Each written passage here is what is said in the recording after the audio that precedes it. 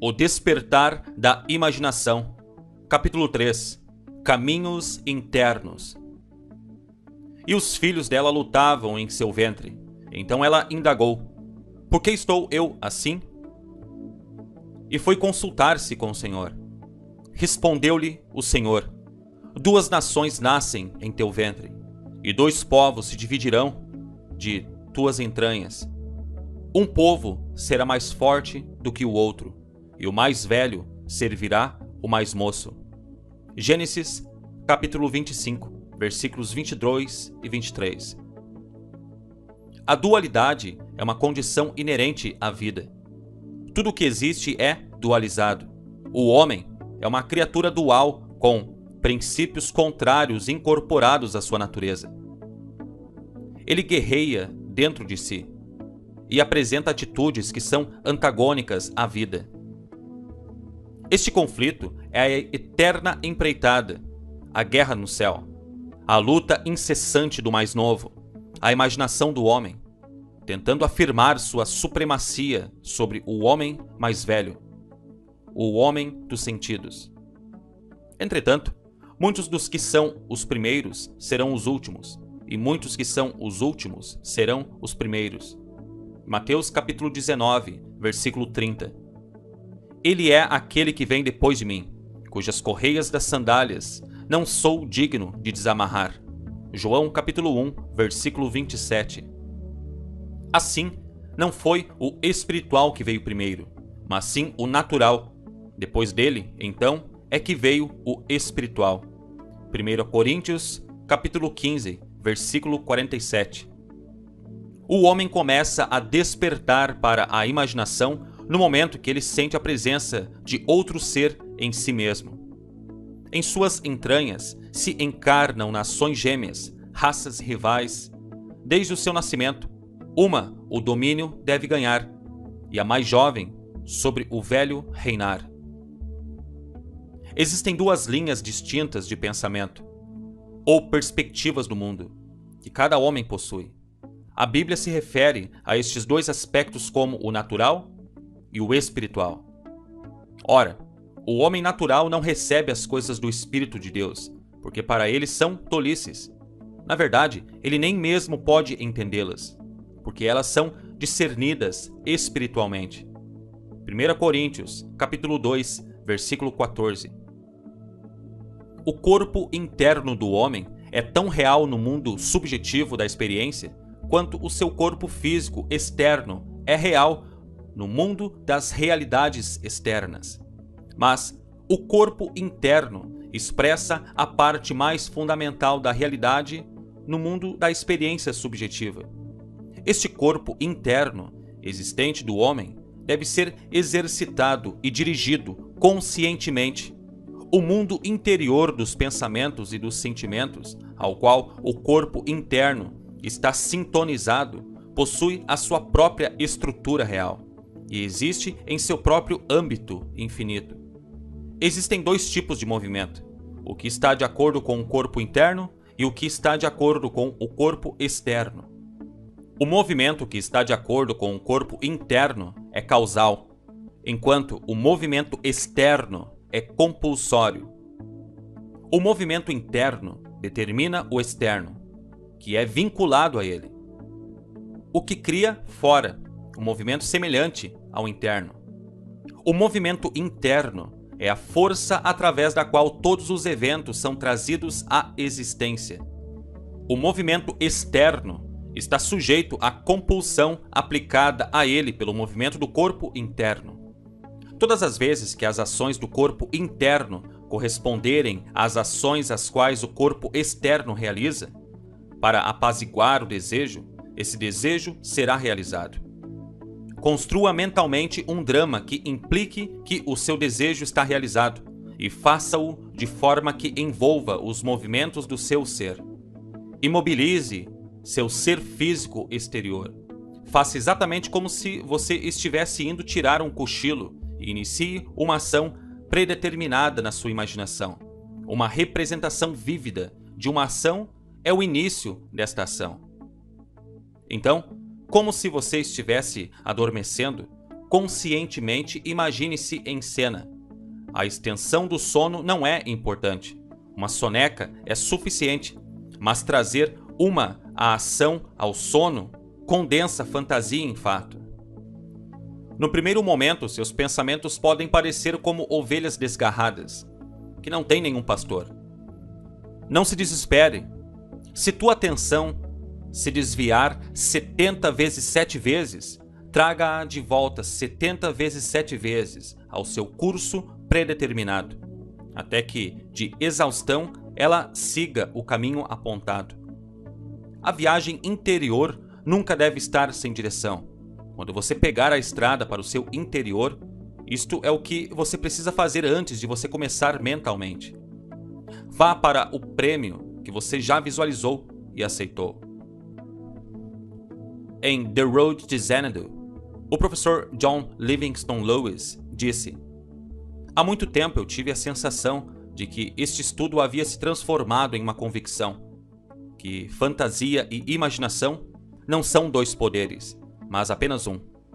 A real distinção que existe entre elas não está nos objetos que elas operam, mas sim no grau de intensidade de seu poder operante. Trabalhando em uma frequência mais alta, a energia imaginativa ajusta e transmuta. Quando nivelada a uma frequência mais branda, a mesma energia se envolve e se junta a estas imagens, que no seu âmbito final, indissoluvelmente se fundem em uma só. A fantasia molda, a imaginação funde. Aqui está uma aplicação prática desta teoria. Há um ano atrás, uma garota cega que vive na cidade de São Francisco viu-se confrontada com um problema de transporte. Uma mudança nas rotas de ônibus a obrigou a tomar 3 conduções entre a sua casa e seu trabalho. Isso prolongou a sua viagem, que era de 15 minutos, para 2 horas e 15 minutos. Ela pensou seriamente a respeito deste problema e veio à conclusão que um carro seria a solução. Ela sabia que ela não poderia dirigir um carro, mas sentia que ela poderia ser conduzida em um. Colocando essa teoria à prova, que sempre que as ações do eu interior corresponderem às ações do exterior, o seu eu físico apaziguará o seu desejo e o seu desejo se realizará. Ela disse a si mesma: eu sentarei aqui e imaginarei que estou sendo levada para o meu trabalho. Sentada em sua sala de estar, ela começou a imaginar-se sentada em um carro. Ela sentia o ritmo do motor. Ela imaginou sentir o cheiro de gasolina, sentia o movimento do carro, tocava a manga da jaqueta do motorista e sentia que o motorista era um homem. Ela sentia o carro parar e, dirigindo-se ao seu companheiro, dizia: obrigado, senhor. Ao que ele respondia: o prazer é todo meu. Então ela saía do carro e ouvia o bater de porta ao fechá-la. Ela me disse que ela centrava sua imaginação em estar em um carro e, embora cega, ela via a cidade em sua viagem imaginária. Ela não pensava em ter uma carona. Ela pensava estar na carona e em tudo o que lhe era implícito. Este passeio controlado e subjetivamente dirigido elevou a sua imaginação ao seu pleno potencial. Ela manteve seu propósito mesmo sem antes saber que havia uma consistência intencional em sua ação interior. Nestas viagens mentais, uma continuidade emocional deve ser sustentada. A emoção do desejo realizado. Expectativa e desejo unidos intensamente se transformam de um estado mental em uma ação física. O seu eu interior se move melhor ao longo do percurso predeterminado quando as suas emoções colaboram. O interior deve ser colocado para fora. E ele é colocado para fora através de grandes pensamentos e sacadas de ganho pessoal. Devemos ter prazer em nossas ações. Por 2 dias seguidos, esta jovem, cega, pegou a sua carona imaginária, dando-lhe toda a alegria e o sentimento de realidade vívida. Poucas horas depois de sua segunda carona imaginária, uma amiga lhe falou de uma história que saiu no jornal da tarde, era a história de um homem que ajudava pessoas cegas. A garota cega ligou para ele e lhe contou o seu problema.